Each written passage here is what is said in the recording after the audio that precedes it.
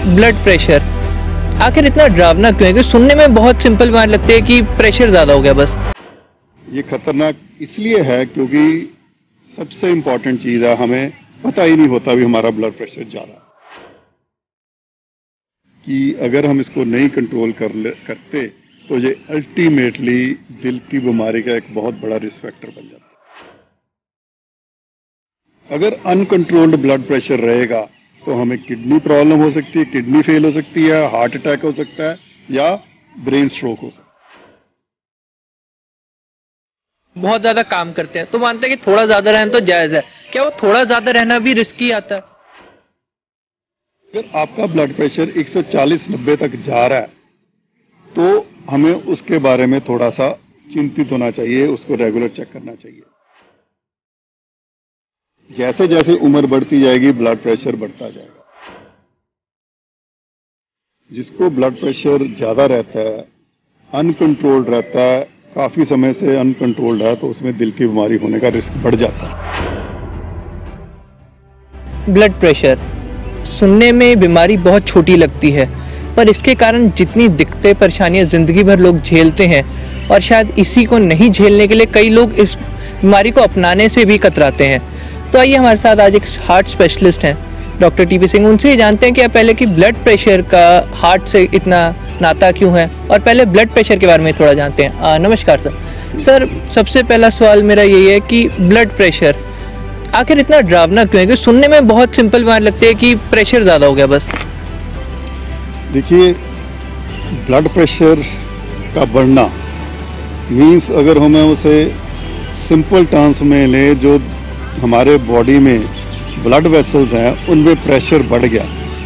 Pressure बढ़ गया मतलब प्रेशर बढ़ने से जो उनकी वॉल्स पे स्ट्रेस बढ़ गया, उनको ज़्यादा काम करना पड़ रहा है, उनको ज़्यादा स्ट्रेस झेलना पड़ रहा है, क्योंकि जितना ज़्यादा प्रेशर होगा उतना ही उसकी वॉल पे स्ट्रेस पड़ेगा। सो सिंपल टर्म्स में इसे हाई ब्लड प्रेशर या ब्लड प्रेशर का बढ़ना बोला जाएगा। तो ये खतरनाक क्यों है? ये खतरनाक इसलिए है क्योंकि सबसे इम्पॉर्टेंट चीज़ है, हमें पता ही नहीं होता भी हमारा ब्लड प्रेशर ज़्यादा है।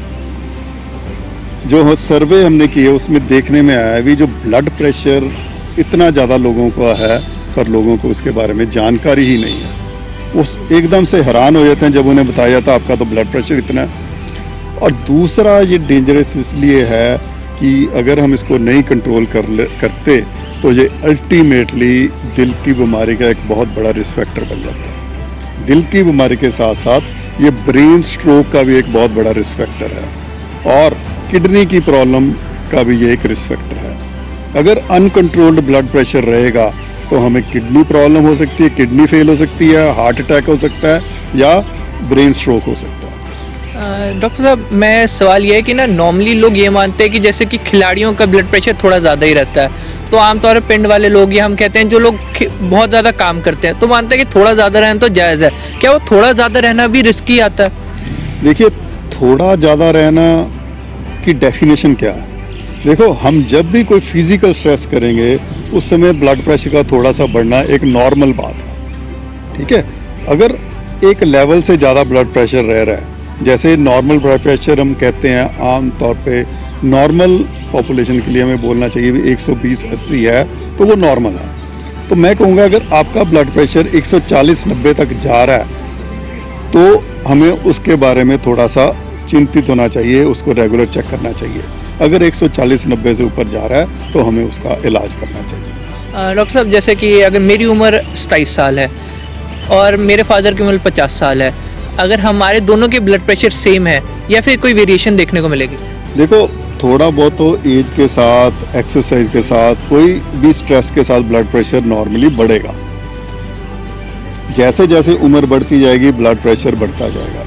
जैसे हम कहते हैं भी कोई बुजुर्ग हैं जिनकी 75 साल या 80 साल उम्र है, उनमें हम ब्लड प्रेशर का लेवल थोड़ा हाई लेके चलते हैं कि जैसे अगर 160 तक है तब हम इलाज करेंगे। सो नॉर्मली अगर तुम्हारी 27 साल उम्र है या 50-60 साल वाला आदमी है, अगर उसका ब्लड प्रेशर 140-90 से ऊपर जा रहा है तो हमें उसका रेगुलर इलाज मेडिसिन से करना चाहिए।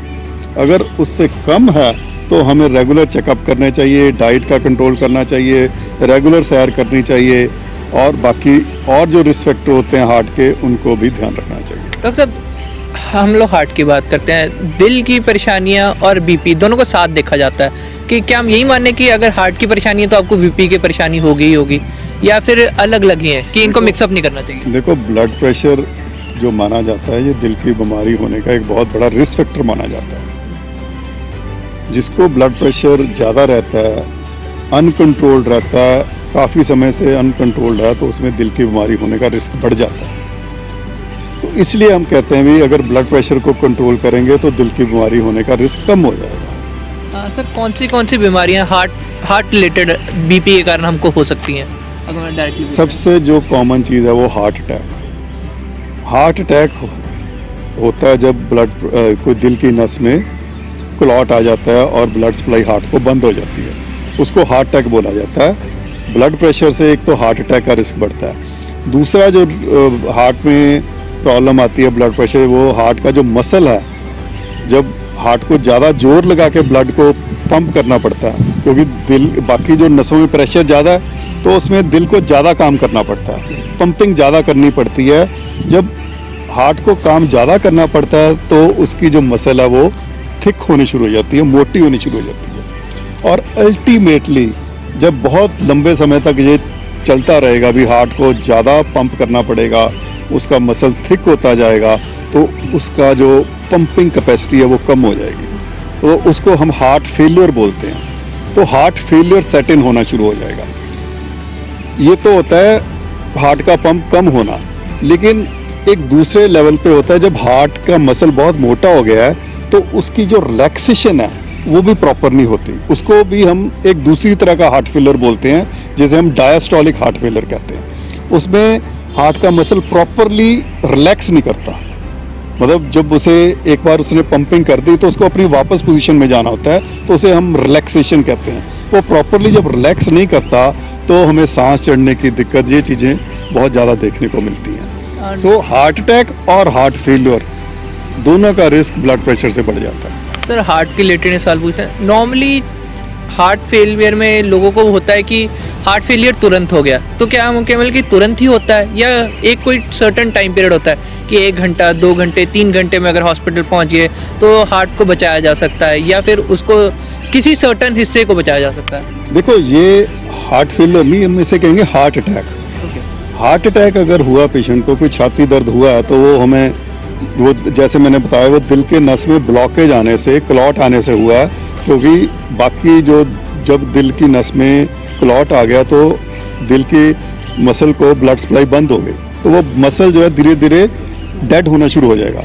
अगर हम 6 घंटे के अंदर अंदर, हार्ट अटैक शुरू होने के 6 घंटे के अंदर अंदर उस नस को चाहे तो दवाई से, जिसे हम थ्रोम्बोलिटिक मेडिसिन कहते हैं, या एंजियोग्राफी करके, एंजियोप्लास्टी करके, उसमें स्टेंट डाल के, बैलून से खोल के स्टेंट डाल के क्लॉट को रिमूव करके अगर ब्लड सप्लाई हम प्रॉपरली शुरू कर देते हैं तो भी हार्ट अटैक का रिस्क कम हो जाता है। हाँ सर, आपने थ्रोम्बोलाइटिक की बात की। एक थ्रोम्बायोसिस होता है, वो सेम ही चीज़ है या थ्रोम्बायोसिस मैं शायद सही नहीं प्रोनाउंस कर रहा हूँ, तो वो भी इससे रिलेटेड किया जाता है? आप जो इसको थ्रोम्बोलिसिस कहते हैं, थ्रोम्बोलिसिस प्रोसीजर को कहा जाता है। जब थ्रोम्बोलिटिक मेडिसिन से हम देते हैं तो इसको थ्रोम्बोलिसिस कहते हैं।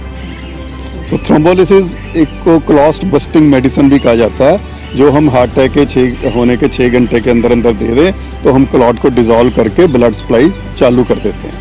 सर, मैं अब ये आखिरी सवाल है, बीपी के क्या सिम्टम्स हम एक्सपेक्ट कर सकते हैं, और हार्ट अटैक मेजर हम लोग क्या एक्सपेक्ट कर सकते हैं कि अगर ये चीज़ हो गई ऐसी या सिर्फ शक भी है तो हमें तुरंत डॉक्टर के पास जाना चाहिए? देखो, बीपी तो साइलेंट किलर है, बीपी को कहा जाता है साइलेंट किलर। लोगों का ब्लड प्रेशर बहुत ज़्यादा होता है और लोगों को इसके बारे में जानकारी नहीं होती, तो उसमें तो हम रेगुलर चेक करवा के ही पता चल सकता है कि ब्लड प्रेशर ज़्यादा है, और ब्लड प्रेशर अगर ज़्यादा है तो हम उसे प्रॉपरली उसका इलाज करना चाहिए। दूसरा, जैसे तुम बोल रहे हो हार्ट अटैक कैसे पता चलेगा, हार्ट अटैक का सबसे जो मुख्य सिम्टम है वो छाती में दर्द होना है। बिल्कुल सेंटर ऑफ द चेस्ट में दर्द होता है, कई बार बाजू में जाता है, कई बार जाह की तरफ भी जाता है, कई बार दोनों बाजू में जाता है, और ये बहुत तेज़ दर्द होता है। अगर ऐसा दर्द किसी को हो रहा है तो उसे इमीडिएटली मेडिकल हेल्प लेनी चाहिए। कईयों में छाती दर्द भी होता है, सिर्फ सांस बहुत तेज हो जाता है, कईयों में थोड़ा चक्कर आने शुरू हो जाते हैं, कई बार आंखों के आगे अंधेरा आ जाता है, और कई बार बेहोशी भी हो जाती है। सो ये थोड़े से कम अनकॉमन सिम्टम है, लेकिन छाती का दर्द होना और सांस चढ़ना ये बहुत कॉमन सिम्टम है heart thank you attack. Sir. तो ये थे हमारे साथ डॉक्टर टीपी सिंह, जिन्होंने हमें बेसिक गाइडलाइंस बताई कि क्या क्या सिम्टम्स आपके पास अगर हो रहे हैं तो आपको तुरंत डॉक्टर के पास जाना चाहिए। बीपी के बारे में आपने सुना कि कैसे इसे इग्नोर करना आपके लिए भारी पड़ सकता है। सो अभी के लिए इतना ही। चंडीगढ़ से अमित कुमार, ANV न्यूज़।